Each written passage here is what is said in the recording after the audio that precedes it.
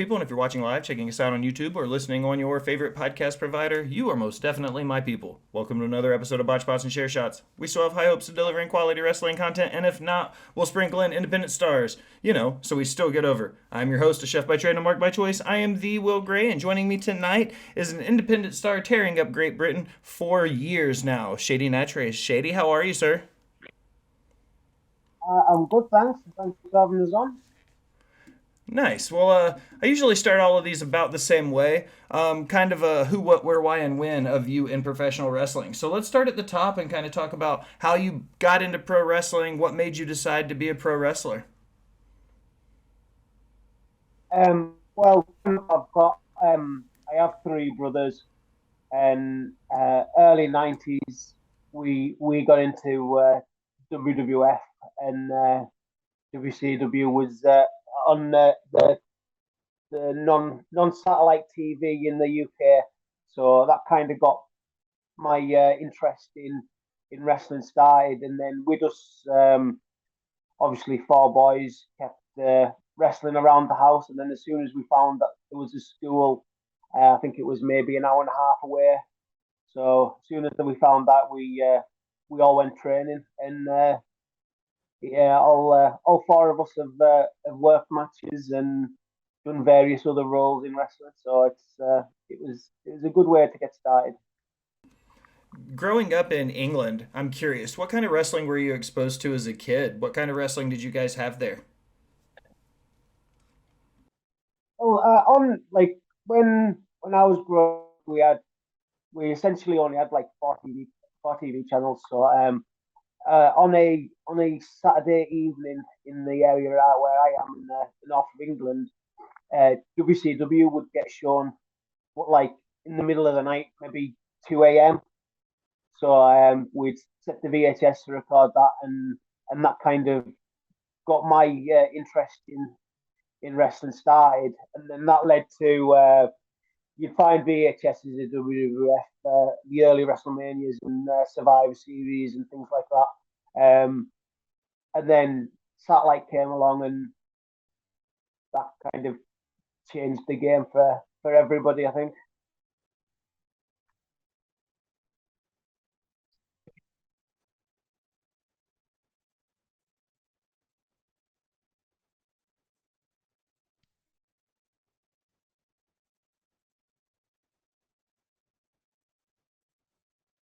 It's changed a lot since since we started, that's for sure.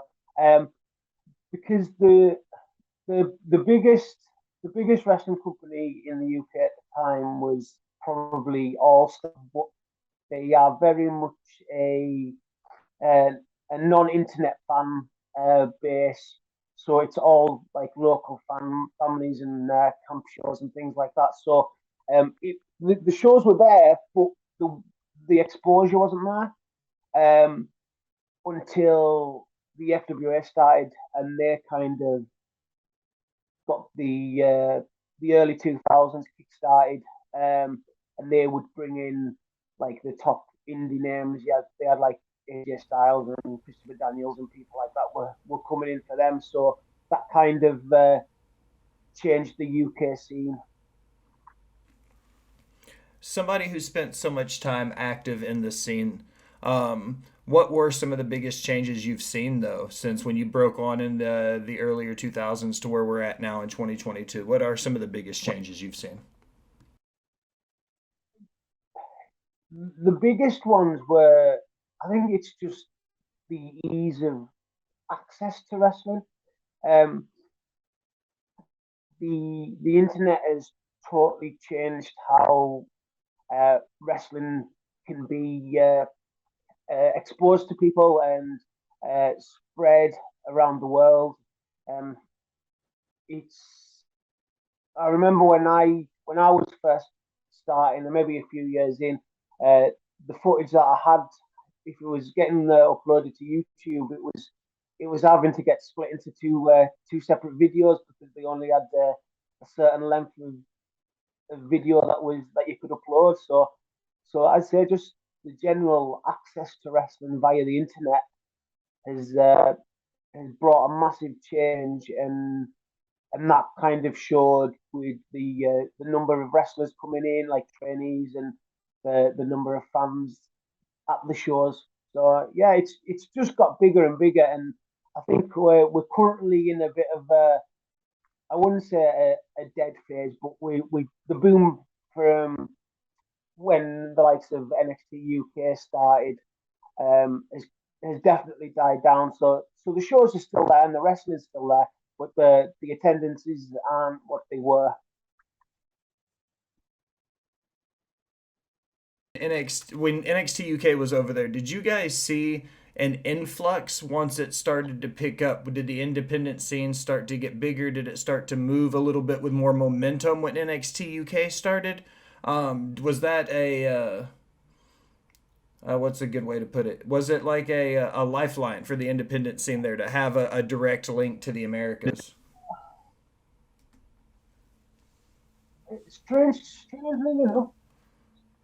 Strangely enough, it didn't.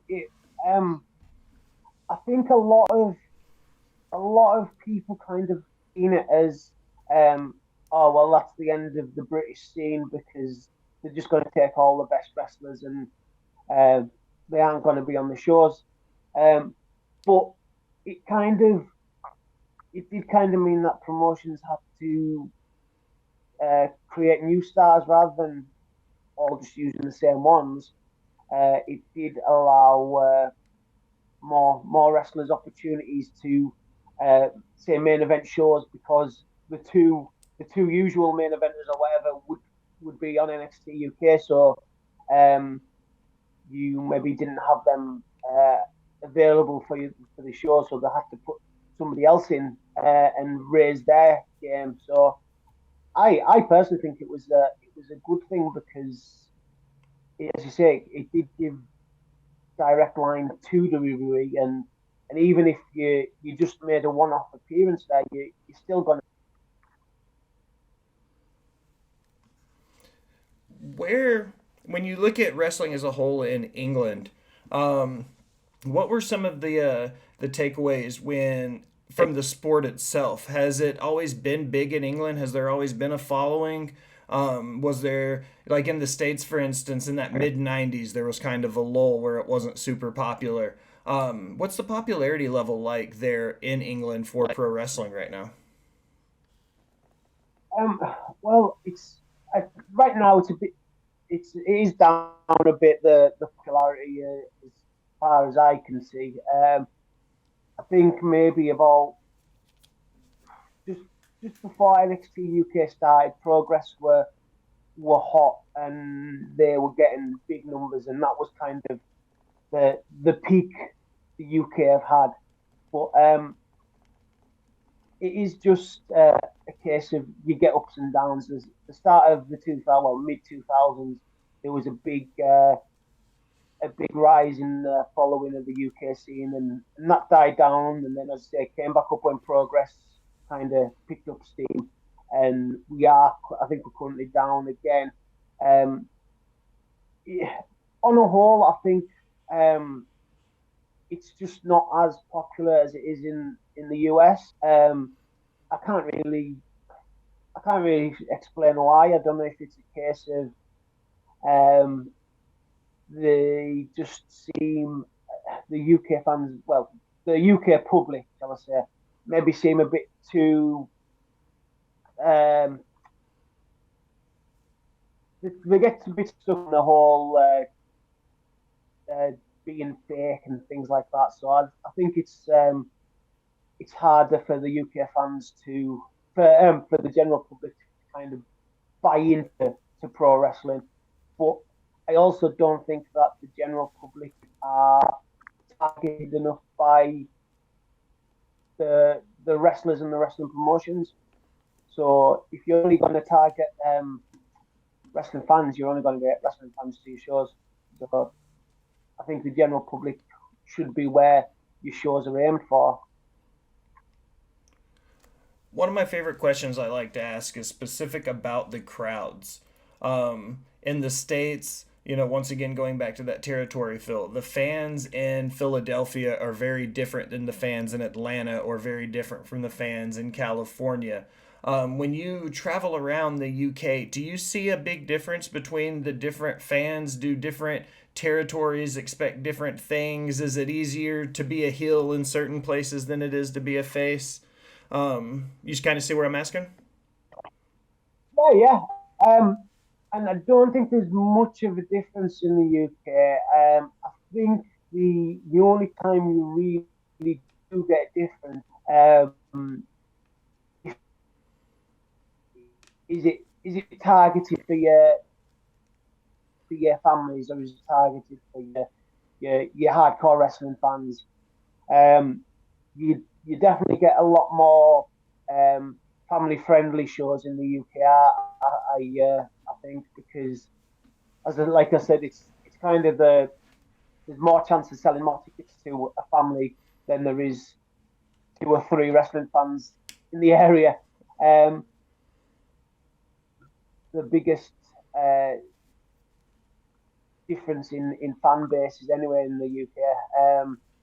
But yeah, I think everybody's kind of a bit more open to just being entertained rather than uh, to see wrestling, if that makes sense. No, absolutely. With there being such a drastic difference between, we'll call it the casual wrestling fan, just like you're saying, a family show, take your family out for the night, something to do kind of thing, versus the more intense, hardcore wrestling fan. Do you feel like in the British independent scene that you're kind of adapting more towards that casual fan to bring them in? Do you feel like the British wrestling style is kind of adapting to that style of crowd now? Um, not enough for my liking, to be honest. Um, because I think a lot of wrestling in general, it overlooks basically what brought us all into wrestling, and that's almost the entertainment side, if that makes sense. Um, the You have to, in my opinion, take in the fans, or else the wrestling doesn't matter. Um, and I think so many wrestlers in the UK, just all around the world, to be honest, um, concentrate far too much on just the wrestling. Um, and I think if you have a really solid technical wrestling match that the crowd are quiet for, you aren't going to have as what is perceived as a good match as a okay technical wrestling match that is really hot with the crowd. I think the crowd definitely makes wrestling matches, in my opinion, and I think too many people try too hard to have good matches that they overlook the most important part of the match, which is the fans. One of my favorite things I've ever heard a guy tell me was sometimes the guys get too focused on popping the boys in the back and not popping the crowd. So it's kind of refreshing to hear the approach of making sure that the crowd is the focus for what you're doing. And the shift into sports entertainment is a hot topic. A lot of people, there's a division down the clear center line of the wrestling community of people who are saying pro wrestling and sports entertainment are different things now. Do you feel like they've split into sports entertainment and pro wrestling, or do you think they've always been the same the whole time? I think it's always been the same. It really is. Like the likes of, you get people like Jim Cornette and things saying how, oh, things were so much better in the 80s and etc. like that. Um, but I think he puts it in a way that misses the point, and people kind of just see him being negative. But pro wrestling is still pro wrestling, and it is still exactly the same, but there's just like fancier moves and things, and people have shorter attention spans. Um, so if you concentrate, like if a wrestler concentrates on putting on a good pro wrestling match, it doesn't matter if people see it as sports entertainment or pro wrestling because it's the same thing. Um, yeah, the underlying storytelling aspect of pro wrestling is still going to work today as it did ever. And people kind of miss that and just kind of do moves, which is uh, which is unfortunate.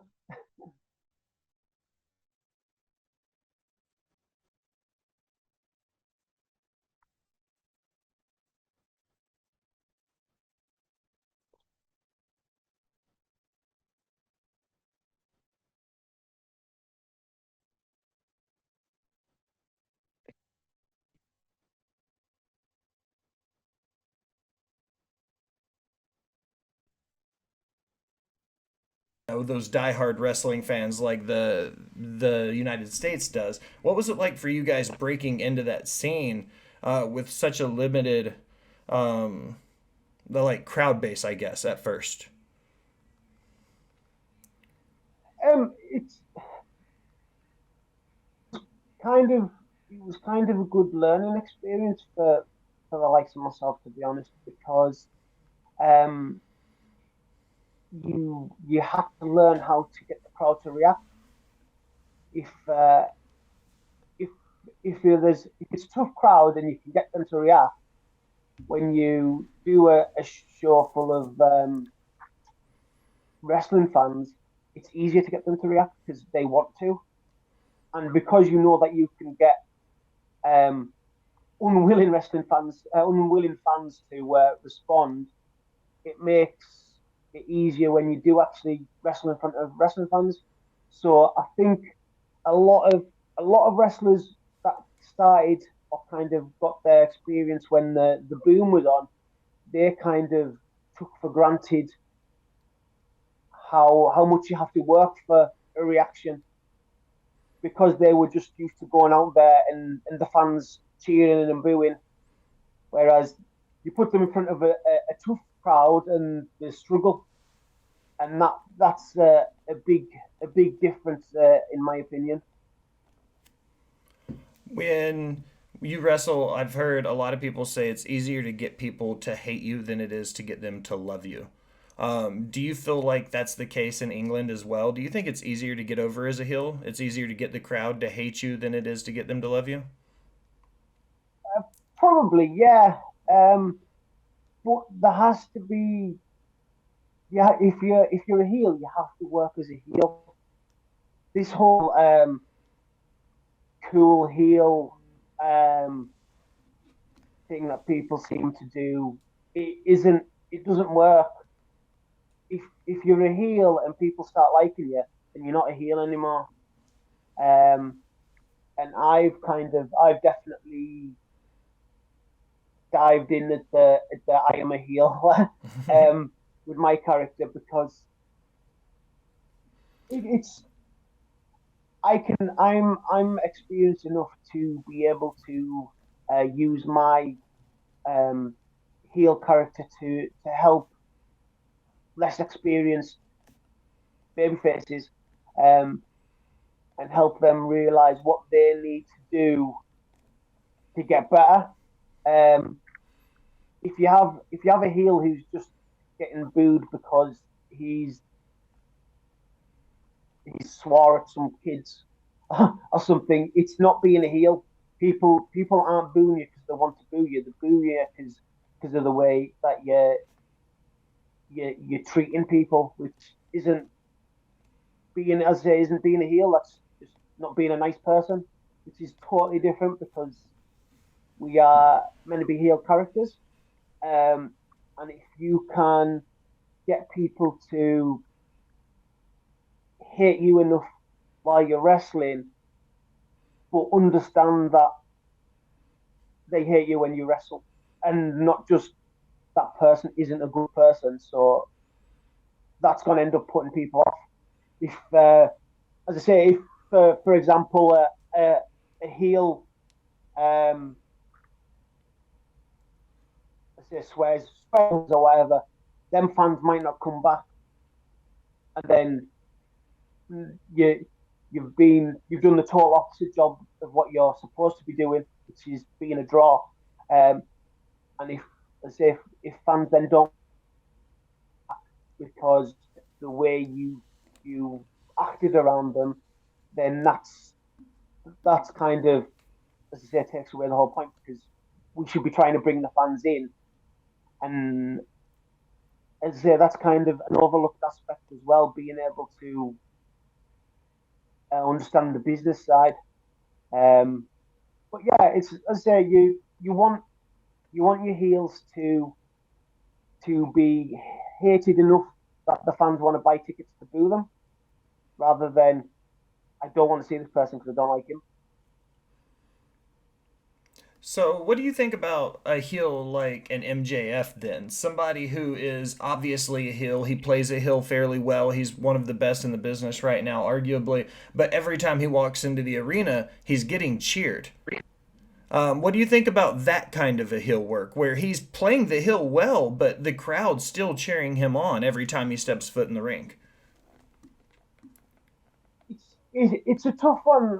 Like that, it's kind of the same as on the opposite side when Cena was getting booed as being the babyface.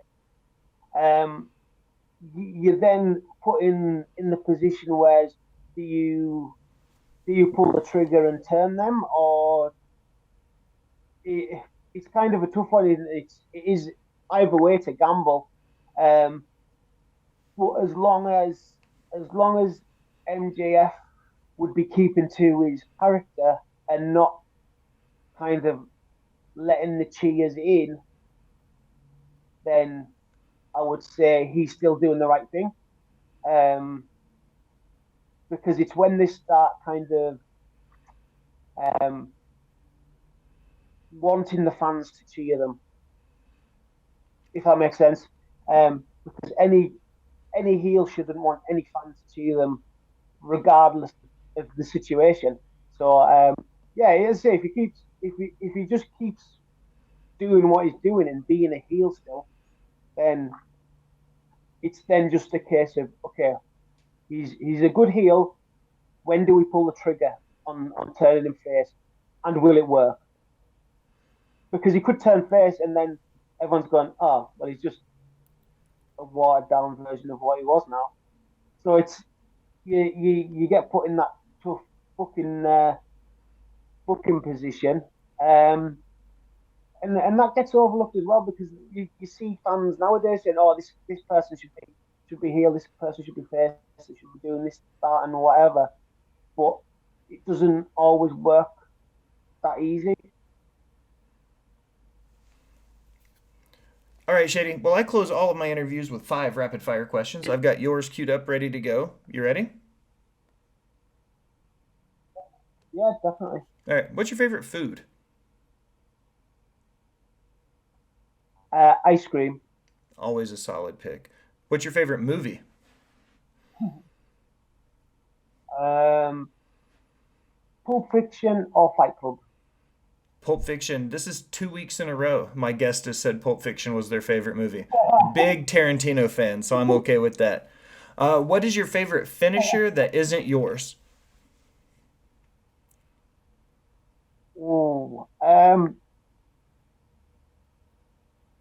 Oh, I don't know. I kind of I see wrestling moves as something different to just fancy moves.